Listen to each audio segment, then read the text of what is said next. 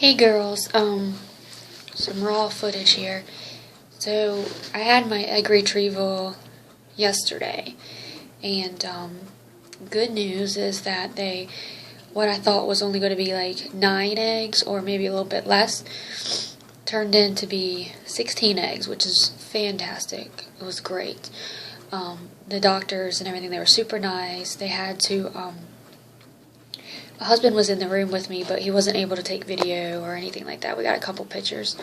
But they tried to stick me in my hand for my IV, and it didn't work. And so I've got a pretty big bruise on my hand, and then they tried to stick me in the other hand, and it didn't work. So I got a bruise there too. So they finally went to my good vein in my arm. And they normally don't do your arm vein because they don't want you to be able to bend your arm when you're asleep, because that cuts off the medication. So anyway, I don't really remember much. I remember being wheeled into the room, and then they had these nice leg stirrups, like you put your legs in. It was pretty comfortable.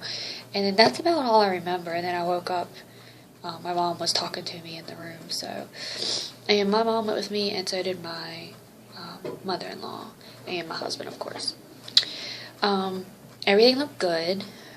Like I said, I got 16 eggs, and then my husband's swimmers were excellent again. They always are. So I went home, slept most of the day, and we had a cookout at our house because my Uncle Steve, his birthday was, this weekend, so they wanted to do something, and we figured it would be easier for him to come to our house, and that way I don't have to move around a lot or get up and go somewhere. So we had the cookout there, and I kind of went outside and hung out with them, and just sat in a chair the whole time because you're really sore. And then I got myself a big thing of Gatorade that I've been drinking on, and a lot of water. I'm not supposed to have any caffeine, and I spent a couple hours outside with them, and then I came back inside and put my heating pad on my stomach and fell back asleep for the rest of the night. So I did have to start using the progesterone gel, which is pretty easy to use. So I started it last night, and then I have to do it every morning. Now, the sad part. So everything checked out. My AMH is good. Blood work's been good. My husband's swimmers are good, but none of the eggs fertilized. It's not something that they would have predicted because everything was so good. And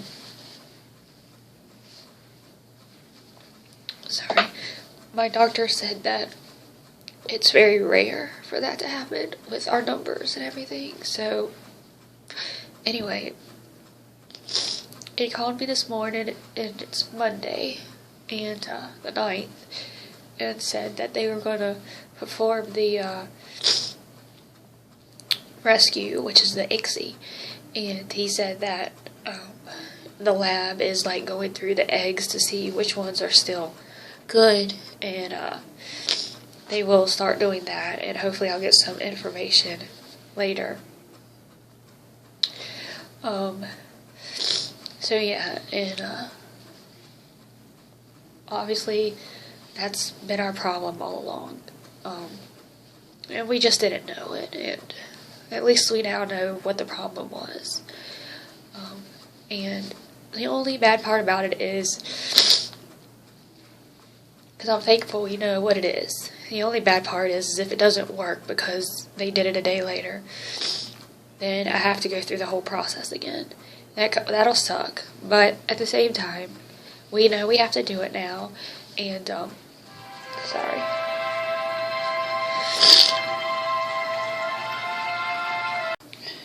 Sorry about that. I had a phone call. I thought it was the doctor's office, but it was someone with the wrong number. So anyway, we know what it is now, and, it's going to happen. It's just going to take a little longer, maybe. Our chances of conception due to the Icsi being 24 hours later is slim, but it's still a chance, so we're just going to keep praying and hoping it works. And then we do have to pay for the Icsi, which is about, if you pay each cycle, it's $17.50, but we can upgrade our shared risk program because we know we have to do it, and it's $3,900. So it's kind of hard to decide because you're like, okay, what if it works this first time, then we added $3,900 that we didn't need to. So I don't know, but anyway, that's about it, and I will keep you updated. Today I'm just a little sore and, of course, emotional and everything. But I will keep everyone updated and let you know what the doctor says. Hopefully we'll get some more information this afternoon or this evening or maybe even tomorrow morning. I don't know. So, but thank you, and just keep me in your prayers, and I will talk to you later. Bye. Hey everyone. It is about 2 p.m. on Monday, and the lab tech called shortly after I received the news of my eggs not being fertilized. He basically said that he was able to save 14 of the 16 eggs. He said that, and so they went ahead and injected them. They did the Icsi rescue on them, and so they should be able to call me tomorrow morning and let me know how many fertilized. I did ask him if, from his experience, if, the number of eggs that I have fertilized, if that's going to be lowered due to the issue. And he says that normally, he sees that all of them get fertilized, that they do that too. And, but what matters is going to be the quality of the embryo once they are fertilized. So at that point, some of them can dwindle away, which is normal for any type of IVF process, whether they get fertilized naturally or through the Icsi. So I'm still hoping and praying. I only need 2 good eggs. That's all I really need. Honestly, I only need 1 good egg, but I would like to have 2 and I especially want 2 now because knowing that this is the problem, I would rather go ahead and have twins, because that way if later on we decide we don't really want any more kids, we're okay. And then if we do decide we want more kids, we will have to go through IVF again. There's no ifs, ands, or buts about it. So I just, I'm just kind of want to get it done and over with, so to speak. And he did mention that if the embryos aren't looking that great after, I think it's 5 days, and I don't have them transferred back into me by then, they can let them grow for a few more days to see which ones are going to be really good. But then they have to freeze them, and I kind of have to go through, another cycle, basically. I don't have to take, like, the injection part, but I would have to take, I think it would be estrogen and then the progesterone again. I would definitely have to do that again. But once Aunt Flo shows up, we would be able to transfer them that month. So they would unthaw them and then put them in. So, which is not exactly the greatest idea that I really wanted to do, but if that's how it's going to work, then I'm totally for it. So, but I will let you know what they say tomorrow. Bye. The eggs that were injected, 14 were subjected to the Icsi process. 5 of them have given us the usual signs of fertilization. Okay. So we have that one plus, there are 2 others to tell you about. One had cleaved to a 2-cell when we were looking for fertilization yesterday morning. And that is faster than usual. Those embryos that get ahead of themselves that way often don't play a role, but we will evaluate it and check on it to give it the best chance to do what it should do. Okay. And there's one other one that when we looked last night, it didn't have the classic signs of fertilization, but it could be. It's kind of in an indeterminate place. Those sometimes make good embryos, so we will also track that one. Okay. So that makes a total of 7 to evaluate. Okay, that's a lot better than what I was thinking it was going to be. So, Good. how many, like, I guess it takes a couple more days to figure out if they're actually valuable or not, or? That's right. Okay. Yeah, we will have to keep an eye on them for, let's see, today is effectively day 2. Tomorrow morning we'll take a look at them. They'll be a bit behind because the Icsi was performed the morning after instead of the afternoon when we got the eggs. So they're off schedule a little bit, but we would be looking for certain hallmarks tomorrow. Okay. Awesome. And and go ahead. now, whether or not to perform a transfer with them or to challenge them all to get to a place where they could be cryopreserved is another discussion that you'll probably have with your physician. I will appraise them of this morning, and then that conversation may ensue. Okay. But that will be between you and which doctor do you see most of the time? Has it been just one, or have you seen them all? I've seen them all. The most of the time I see Dr. Williams, but I think Dr. Bateman is my primary one. But I do see I see Dr. Williams a lot more than the others. I'm not sure who I will connect with this morning. There's usually a doctor who's assigned to be on IVF forms of care for the day, and I don't know who that is today. But I will go find that doctor and discuss this with him, and then we'll see what transpires from there. Okay, that sounds good. So would they probably call me today or tomorrow? No, I think, I would say somebody will give you a call today to give you an understanding of what the recommendation is. Okay, awesome. Well, I greatly appreciate everything you've done, so... No worries, Glenn. I'm honored to be involved, and we'll cross our fingers that we still have something good to come from this attempt. Okay, well, I thank you very much. You're welcome. Have a great day. You too. Bye-bye. Bye-bye.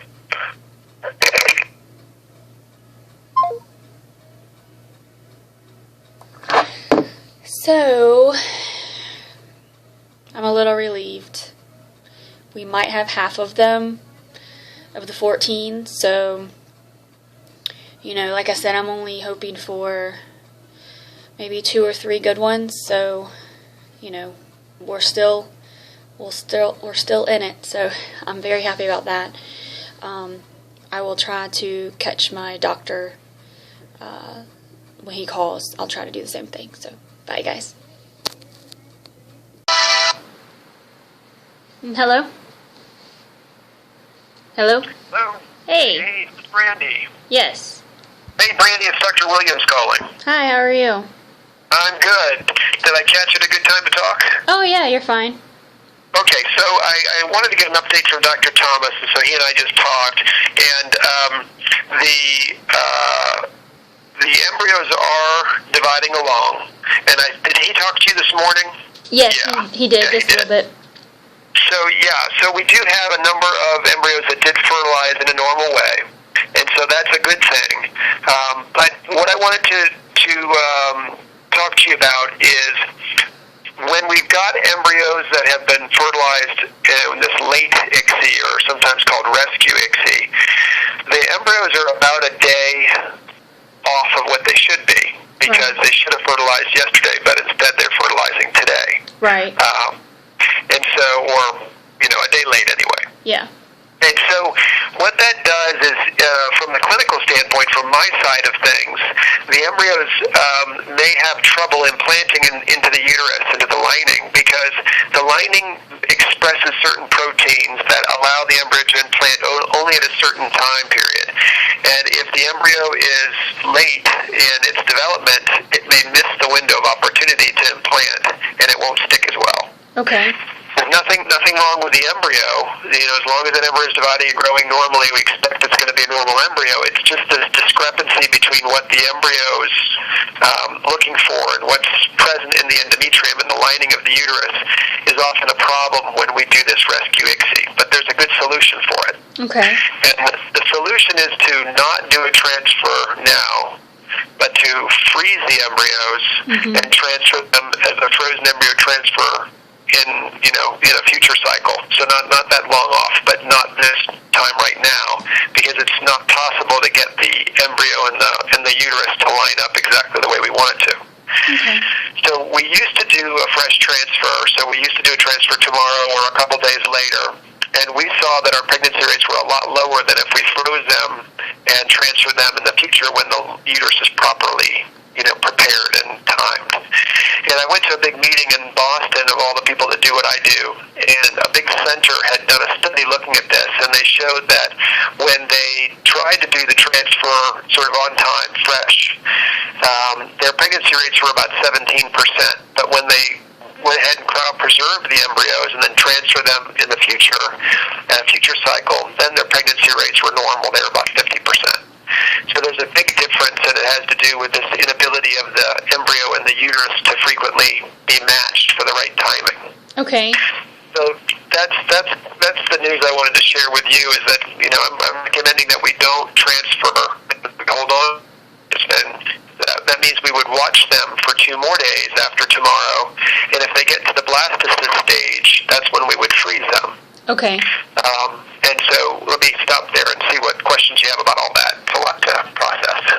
Yeah, I kind of already knew that was, the lab tech kind of told me that was an option, and that's kind of the route you typically tend to go sometimes. So, and I've heard it been done again, and I was actually just thrilled that we had 5 that kind of survived that part. So, I guess in my theory is I've waited this long. What's a few more weeks, Yeah, that's definitely true. Well, there's always sort of goods and bads that come from this. I know it's very disappointing not to get a transfer here in the next few days. It's disappointing to you, and it's disappointing to us too, because we just want to get you to your goal as quickly as possible. But it's much more likely to work if we just try to be patient for just a little bit longer and try to try to freeze them in a couple of days. What else was I going to say? Oh, well, very clearly, we know what's going on now, too. Oh, yeah, I know. The sperm and the eggs, the sperm and the eggs are not recognizing each other. So there's something either on the head of the sperm, on the outer membrane of the sperm, or on the outer membrane of the egg. There's either receptor missing or what's called an antigen missing. Something's missing, because Dr. Thomas said that the sperm and eggs, it wasn't just that they weren't bumping into each other. I mean, they weren't adhering at all. So none of the sperm were sort of sticking to the egg. Or any of the eggs. And so that tells us that the sperm aren't recognizing the eggs as eggs. They think they're just some other cell, and they bounce off them and keep on going. So this is clearly the problem, is there's something missing. And we see this. This is really, really uncommon. This is 1% or 2% of the time. The sperm looked great, your eggs looked great, but there's something on a molecular level here that's missing that we can't see with a microscope. It's too small. Right. And so that answers the question. So that's, in the big picture, that's a really, really good thing, because now we clearly know what the problem is. We clearly know how to fix that, which is something called Icsi, and we'll be hopeful that the embryos that have been created in this attempt, will result in a pregnancy on the frozen thaw try. Mm-hmm. But if not, it's okay. We'll go back and make some more fresh eggs and fertilize them on time, and I think you guys will do well. So, there's definitely a silver lining to this black cloud. Right, yeah. My husband, he said that he knew his swimmers didn't like my eggs for some reason, so we're gonna yeah, that's funny. We're gonna blame him for this. Yeah. Yeah. Well, there's something inexplicable going on here, but again, it's something on a molecular level that we'll never be able to demonstrate. But I think we're in a good place. I hope that we're going to watch these embryos. The best to freeze, the safest and most effective way of freezing them is at the blastocyst stage, and we would do something called vitrification. Right. And vitrification freezes them very effectively, very safely, and they come out of the freezer looking really good. But we can't do that until day 5, or we prefer anyway not to do it until day 5. It's much better then. So we're not going to know that for a few more days. So we'll be hopeful they continue to divide and grow to the blastocyst stage. Usually not all of them will. Okay. So, even embryos that are made on time and everything is going well, not all of them will divide and grow. Some will fall by the wayside. So we're going to have to keep you updated as to what's going on with them. Okay. Do I stop the progesterone stuff, or do I continue with that? Well, I'm going to have Bonnie give you a call, or Stephanie, one of the IVF nurse coordinators, and explain it all to you. Okay. And they'll go through everything in detail. Awesome. And I just wanted to call you first to let you know what the plan was going to be, but then I'll let them know. They'll give you a call and talk to you also about how the frozen embryo transfer will work. Okay. All right. That sounds good. Thank you very much. Okay, Brady, hang in there. You're welcome. Thank you. Okay. Bye.